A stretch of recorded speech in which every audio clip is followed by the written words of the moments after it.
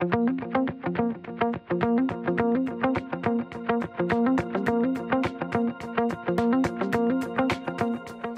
had a question earlier on about the role of education, and we'll go into that because that forms not just a part of this particular conversation about One Belt, One Road, but a much broader context. We'll go into that a little bit later on. Before that, we'll go back to our digitalization theme and our previous speaker, who we had to postpone from earlier on, talking about the fourth industrial revolution, which really is the underlying theme of a lot of what we've been talking about for the past 2 days. So just to wrap up that train of thought, let's invite Michael Foley, CEO of Grameenphone, to talk to us about industrial revolution, leadership in this context, and more. Thank you so very much. Dear colleagues, distinguished guests, assalamu alaikum wa rahmatullahi wa barakatuhu.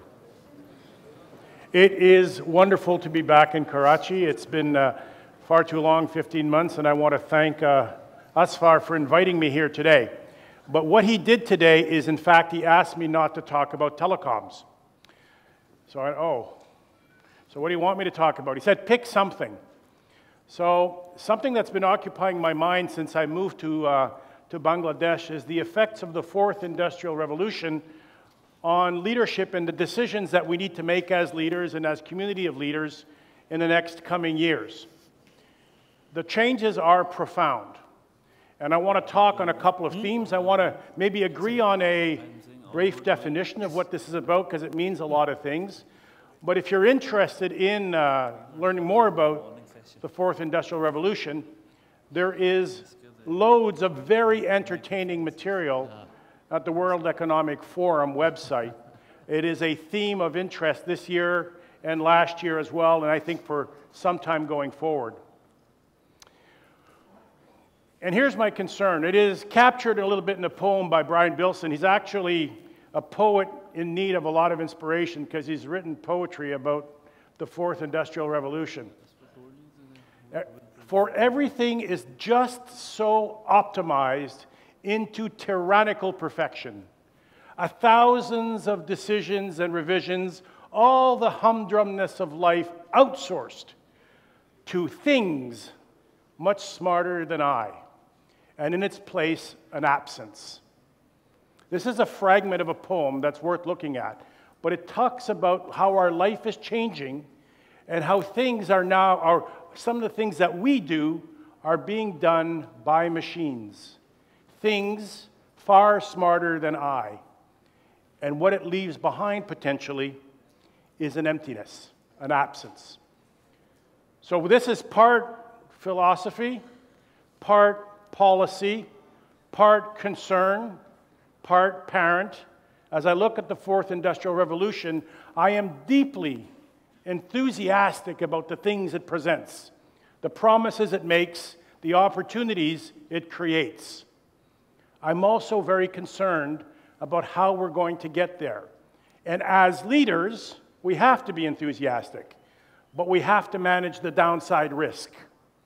And sometimes I get very nervous about this exuberant enthusiasm about things, and we charge ahead and we don't pay enough attention to the consequences of what's about to happen. How do we mitigate them? And how do we avoid them? And how do we turn them into opportunities? Just to jog your memories, 4 industrial revolutions. The first one has to do with steam and the invention of the mechanical loom and the shuttle going back and forth, a big part of our economy here already. That's in 1784. Then in 1870, comes mass production, assembly lines, electricity, electricity comes, cars, those kinds of things, and our life changes. And it basically improves the standard of living of the urban population that urbanized heavily in the first industrial revolution to come into the new factories that were being created. The one that we've lived, most of us, those born after 1960, has been the third industrial revolution. This is the microchip, the computer, this is digitization, it's digital cameras, it's mobile telephony, it's the changes that we've lived every day, and the fundamental things that it's done to our lives is maybe make it easier, create new opportunities. But all these three have something in common. They focus on the outside world. They're about our environment, how it's changed. Now, those changes in the environment have had changes in us as well. The fourth industrial revolution is quite different. It's about cybernetic systems, cyber productivity. It's about a lot of things that are changing. Biotechnology. Fundamental changes that are going to change us as human beings and change our worth, our work, our leisure, our place in the economy, and it is really very disruptive and very fast. So what's in the package when you think of the fourth industrial revolution? Artificial intelligence. Artificial intelligence. The time where those machines will be more intelligent than we are within our lifetimes. Probably faster than what Paul said earlier, because we're not following Moore's law if we move to number 6 or 7, which is called quantum computing. Computers that are 1,000 times, 10,000 times, 100,000 times more powerful than the ones we have today. Robotics. Robotics which are in human form or not human form, but they actually accomplish tasks that human would do 24 hours a day without a break, without a meal, without a union, yet nothing. Machine learning. You don't program the device to do something, you program the device to learn. Add to that natural language. So you get artificial, machine learning, and natural language, and you end up with what Paul called the singularity. What will you do one day when a very, very, very sophisticated machine to which you have developed an emotional attachment says, I am? Or the machine comes back to you and says, I believe, or I feel. Maybe not next year, maybe 10 years, or 20 years. How will you know it's not telling the truth? You won't be able to. That machine is smarter than you are. Biotech, gene editing. There is a technique called CRISPR. Look it up. C-R-I-S-P-R, CRISPR. It allows you, essentially, and I'm not exaggerating too much here, to edit the human genome as you would edit a Word document. What can that do? Well, that can help you cure cancer or non-communicable diseases like Parkinson's or Alzheimer's. It can do a whole bunch of other stuff too if the right ethics are not put in place, editing the human genome. Autonomous vehicles, I'll talk a few examples about that. Internet of Things, everything being connected. These things are fundamentally changing our relationship with our environment, and they have, for example, through biotech, the ability to change us ourselves. It is very clear to me that sometime in the not-too-distant future, somebody is going to offer me the opportunity to plant a little microchip in my hand right here. And that'll be an NFC microchip that'll allow me to go to the bank and get cash, pay a bill, open a door, identify myself, tell the doctor what my blood group is. You know what? I might do that. I think that might be a good idea. Somewhere down the line, sure, maybe that'll be my mobile phone. Not my number. Right? The change in this industrial revolution is it changes our relationship with the economy, and it changes our relationship with work. And that's going to be an interesting story. So what is the future to me? The little red arrow is Logan Lily Chepkemboy Foley. She is 2 years and 2 months old, born in Kenya, spent her first year here in Pakistan, then a little bit of time in Bulgaria. Now she lives in Bangladesh. And she's a normal kid.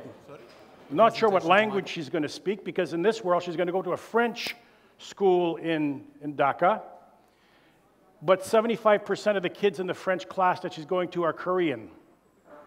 So what's going to come out of that experiment, I don't know. So that's Logan Lily. This is also Logan Lily. Logan Lily, before the age of 2, manages an iPad better than many people in this room. And you all know this. And we talked a little bit about attention span yesterday. About being 8 seconds, wrong. She can stay glued to that if we left her for an hour. Her favorite program is Peppa Pig. I did check with my local imam, he said that's okay. But it's a fantastic program and she's learning great stuff. But that's her world. That's how she's learning. She knows more at 2 years than I ever thought I could ever learn it for a child. Here are some examples of what this industrial revolution means, early examples. That big mess of machines on the left-hand side of the slide, that's making garments. We're used to seeing garment manufacturing, long rows of people with sewing machines, right? That thing makes garments. We're close now to those garments being simple garments, not complex couture stuff, but ready to wear or ready to market garments being made through this stuff. What does that mean? Well, this is what provoked a thought in my head. I live in Bangladesh today. And yesterday, His Excellency the Governor said, don't talk about the export industry in Bangladesh. It's too successful. He said it really is. 83% of the export of Bangladesh is the garment. RTM, ready-made garments industry, is from them. That's a labor arbitrage market. You bring raw materials into the market, you make it cheaply, you export it from that market. If robotics and printing, 3D printing, take off with varied materials, why would you do that? Why would you not produce the garment where the raw materials are? Why would you not produce the garment close to where it's going to be bought? Why would you go? There is a real risk in the fourth industrial revolution to labor arbitrage markets if we don't think about it carefully. It has implications for the things that decisions you need to make here about those free zones you want to create around the CPEC. You've got to pick those free zones to be things that are going to last for a while and not disappear in the fourth industrial revolution. If you pick garments, I'm pretty sure if somebody's bringing in raw materials, you making it and you're sending it out through the Port of Gwadar, that might not work for very long. That might not be the right choice. I don't know. But the thought has to go into the policymakers' heads that we need to be much more thoughtful about what we're going to do and not look for the obvious, but look for the disruptive. If you think this is a third world or a developing market problem only, that's not true. There are 4.1 million drivers in America, in the United States. 4.1 million drivers, professional drivers in the United States. 2% of the labor force are drivers. 3 million are truck drivers.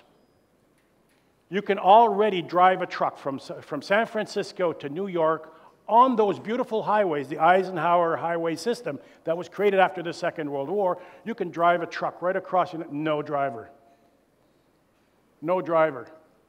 What are they going to do? Become business ethicists? What are these people going to do when those jobs disappear over the next 5 years, 6 years, 10 years? There's a saying in economics that it takes a very long time for something to happen. But when it happens, oh, it happens so fast. Look how fast electric cars are going. Now, I live in Dhaka. I'm pretty sure autonomous driving is not showing up in Dhaka pretty soon. I'm pretty sure. That's a dump truck. The yellow one is a garbage truck. What I want to illustrate with that example is that the medium value job in that is the driver. It's kind of a skilled job, but not a low skilled job, but not a high skilled job. There's no driver in the truck anymore. It follows the poor guy that's doing this around the route, drives around the route automatically, while the lowest skilled guy is doing this. The driver is gone. 50% of that workforce is disappeared. That's in the Nordics. Here's another one that I think you'll like. This is called Mechanical Turk on Amazon. Make money by working on human intelligence tasks, HIT. Wow. And then the guy put my requests in the other side. So every worker in the world competes with every worker in the world. I'm a Canadian. I hire a Filipino to write code for a business in Pakistan. Who's the employer? Where did the Social Security comes from? What power does the worker have in this environment? This is pure 100% Taylorism. Break the tax down to the smallest possible component so no skill is required and the value of labor disappears. And you know who makes money? Jeff Bezos. And this is only one example. This is crowdsourcing of talent. Now, I'm a positive guy, but that's not a great story. We'll spend the next 3 hours now going through the pros and cons of what happens in the labor market with the fourth industrial revolution. We can start with the upper left-hand corner, and it'll take us about 3 hours. If you want a copy of the presentation, I'll give it to you, but we're not going to do that. Okay? Okay? I'm going to take the threats on the lower right-hand side, because today I've decided to talk about the things management should manage on the downside.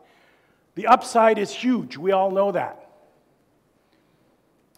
Erosion of labor arbitrage. Big, big problem. Job losses when machines replace human beings, not only for, did I forget something here? No. Not only for mechanical, manual jobs, but also for knowledge tasks. I'll talk about that in a second. High skill and high wage jobs, low skill, low skill jobs, low wage, huge polarization potential in the societies. The hollowing out of the middle class. Crowd workers, what I just showed you. So you crowdsource workers at the lowest possible rate. And a key threat to medium-skilled jobs globally. Technology is neither good or bad. It's what you do with it that makes the difference. I don't know exactly where we're heading. Gene Roddenberry is a formative figure in my life. For the last 50 some odd years, I've been watching Star Trek. I've read 300 Star Trek novels. It's not what makes me smart, but I enjoyed it a lot, okay? And he built a world of utopia, of no needs, no salaries, everybody got what they needed, the world was explored, there was diversity on the Enterprise and all the other ships. It was a wonderful world. Or we could end up with the evil empire.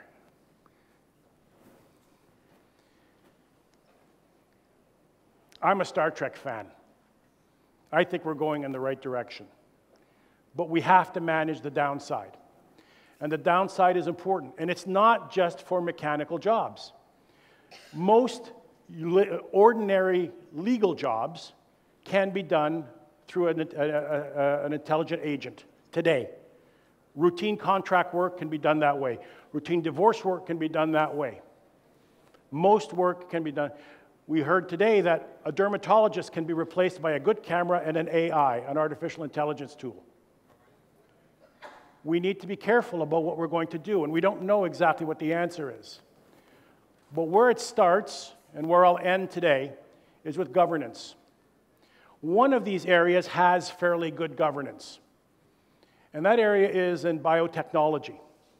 And there has been limits put on biotechnology, and bioethicism has been a topic of interest for a long time, pretty much since Watson and Crick discovered the helix and DNA. So we actually have good governance around this area, but there is no governance around AI. There is no governance around cyber biology and those kinds of things, and enhancements. We have some big choices to make. And the purpose of this was really to let you know that there is a fantastic upside. My business is at the core of enabling that upside through wireless technology, telecommunications, ICT, and so on. That's what we do. That's how we expect to grow and make a lot of money. But my mind is on these issues. And it's only one of the parameters of risk that exist in the fourth industrial revolution.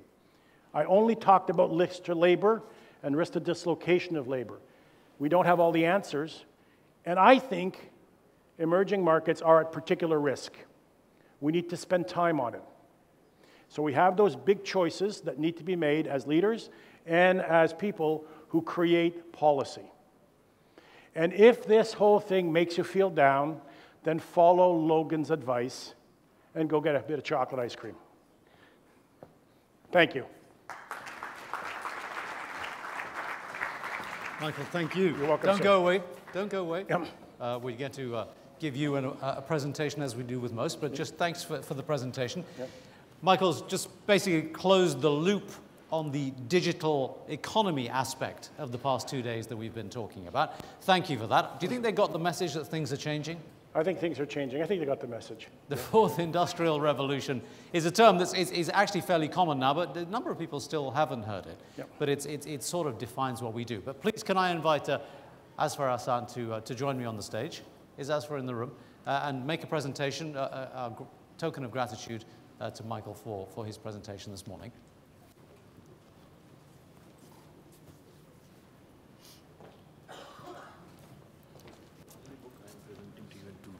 Please show your appreciation for our speaker. Thank you so very much. Thank you. Thank you.